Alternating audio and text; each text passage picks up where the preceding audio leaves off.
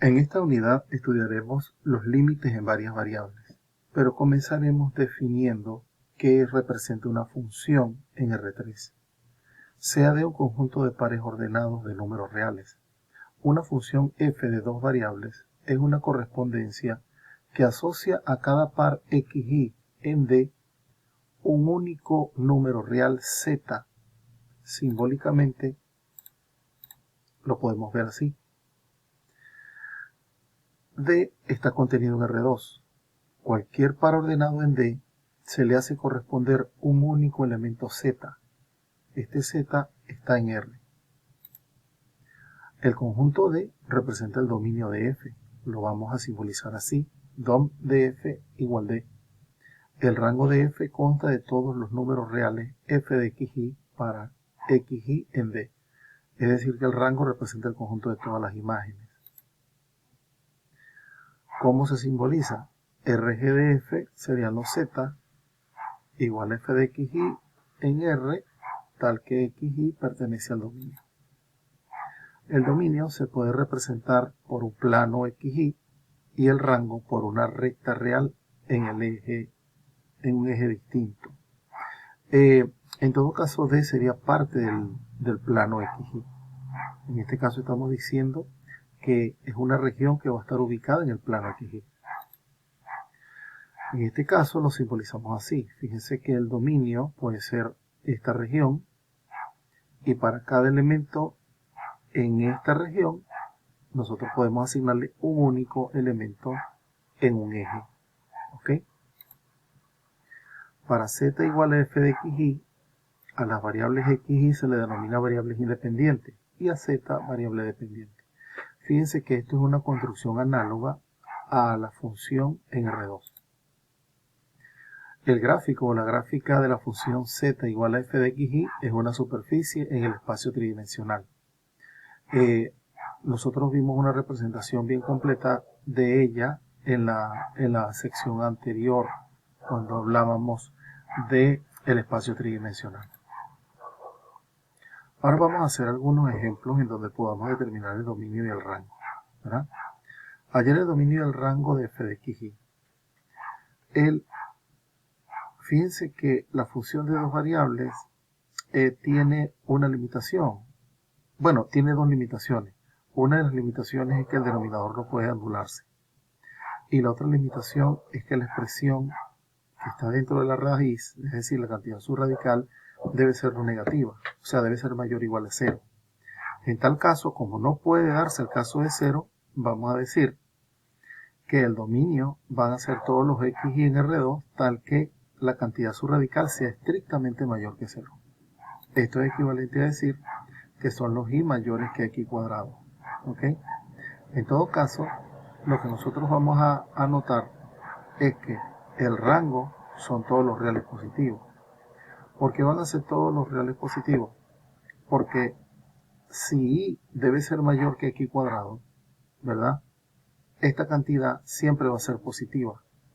Pero como el x cuadrado está ubicado por encima del eje x, es decir, para los valores de y positivo, el numerador va a ser positivo. Eso hace que todo el cociente sea positivo. Por lo tanto, el rango de f son los reales positivos. Y además, si nosotros graficamos y igual a x cuadrado, vamos a obtener esta parábola.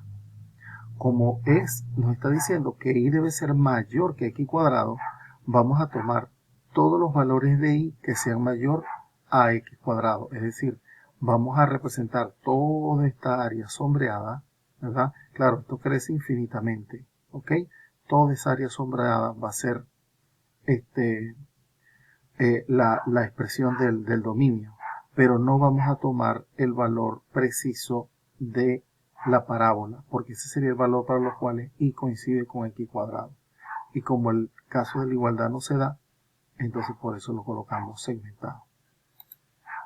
Como otro ejemplo, fíjense que acá también tenemos una raíz cuadrada.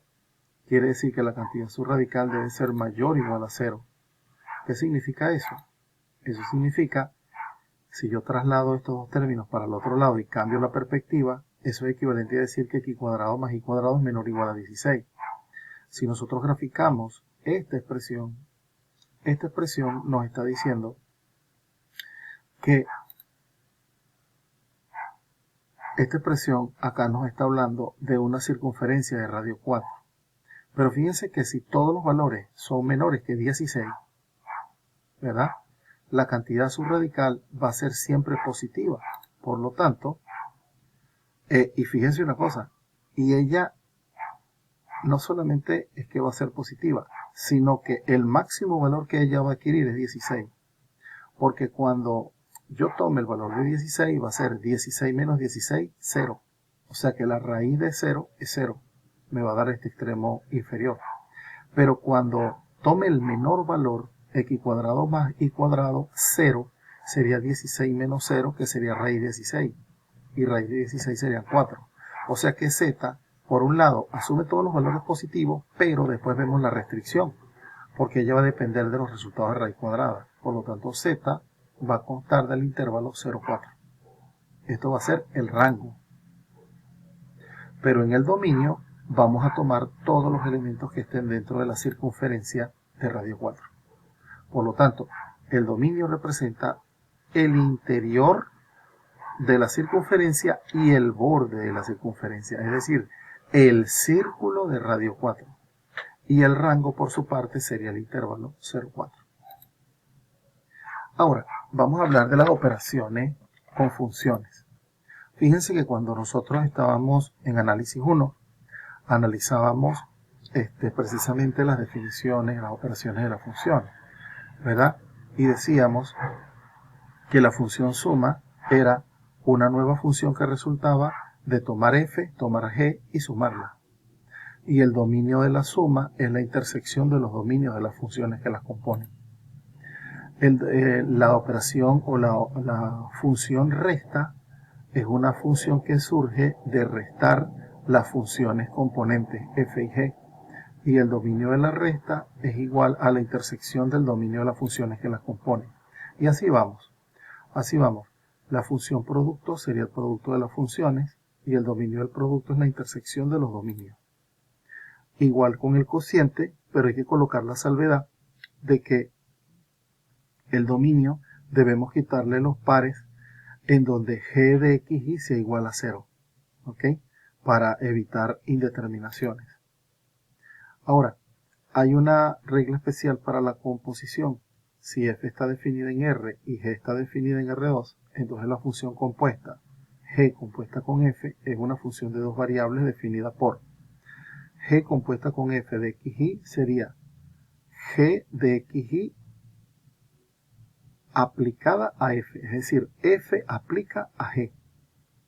Y su dominio vienen a ser los xy que pertenecen al dominio de g, tal que g de xy pertenece al dominio de f. Estas construcciones son completamente análogas al caso de funciones reales, de variables reales. Ahora vamos a comenzar en sí con los límites de la función. Para eso primero vamos a recordar lo que representa una distancia en R2, que también lo vimos en las unidades anteriores. Si tenemos un par de puntos P y P sub 0, sabemos que la distancia, la vamos a denotar así, distancia de P a P sub 0, es x menos x sub 0 al cuadrado más y menos y sub 0 al cuadrado. Ahora bien, para hablar con mayor precisión de una región sobre el plano XY, vamos a definir un disco abierto con centro P sub 0 y radio delta. ¿Qué va a ser ese disco? Ese disco va a ser, se denota así, disco centrado en P sub 0 y de radio delta. Va a ser una región de R2, o sea, todos los puntos de R2, tales que la distancia entre P sub 0 y X sea menor que delta. Recordemos que P sub 0 es un número fijo que va a representar el centro de ese disco abierto. ¿Ok? Dicho de otra manera, en lugar de colocar la notación de disco, podemos colocar su expresión. O sea, la notación de distancia, colocamos su expresión.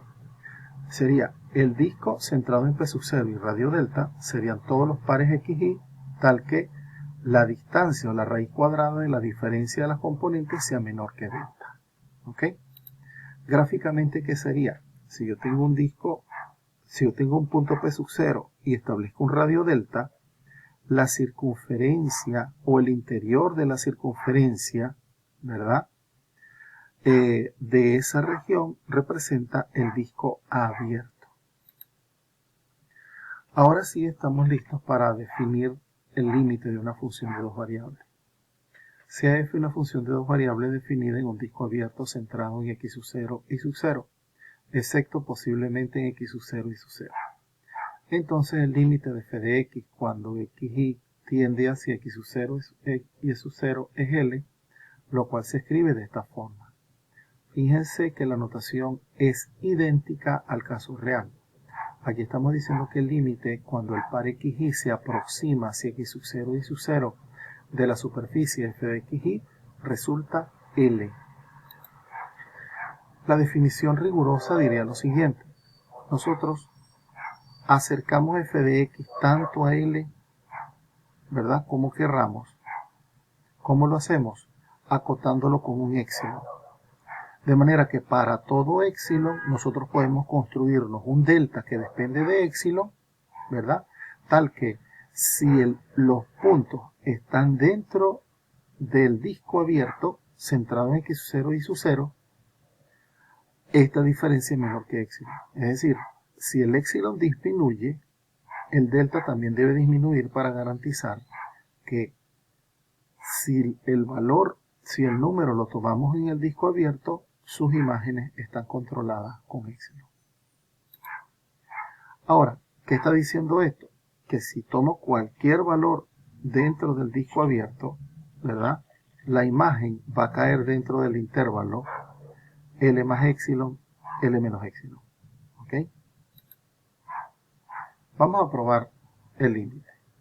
Para esto, yo les sugiero que vayan a las unidades que aparecen en el taller introductorio, en donde te hablan del estudio riguroso del límite.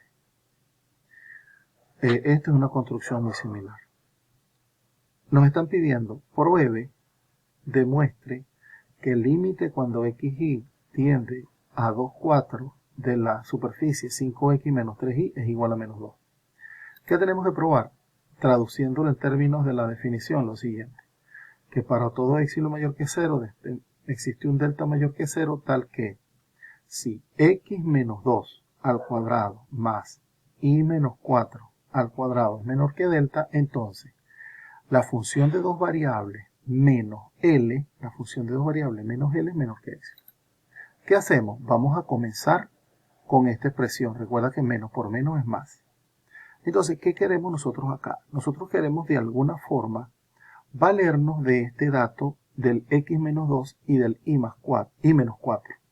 Entonces vamos a tratar de irlo construyendo acá. Vamos a tratar de ir consiguiendo un múltiplo de 5 y un múltiplo de 3 que sus combinaciones me generen 2.